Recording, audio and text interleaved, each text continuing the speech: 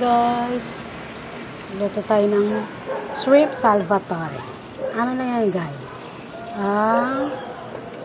Butter, tapos maraming garlic, and then lagay nyo yung shrimp ninyo, tapos lagyan ng salt and pepper. Konting-konting salt. Yan, konti lang salt.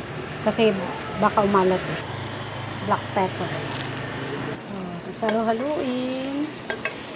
O, diba?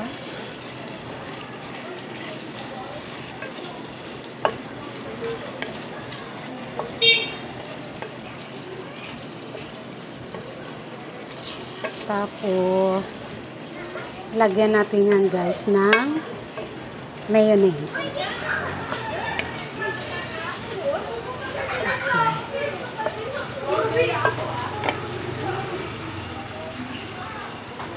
Lagyan natin ng mayonnaise.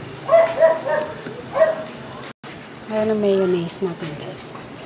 Tapos, lagyan natin ng quick melt cheese.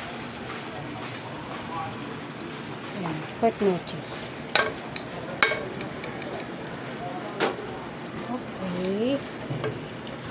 Ayan na guys. O, diba? Luto na siya. Lagyan na natin to ng ano guys. Dried parsley. Kasi wala kaming fresh eh. Kaya dried na lang tayo. Kanti lang. Diba? Ayan. Ganyan lang siya guys. Tapos luto na siya. Pwede na natin itong patayin. Okay. Perfect. Oh. Luto na ang ating shrimp salvatore. Yummy. Thank you guys. Thank you for watching.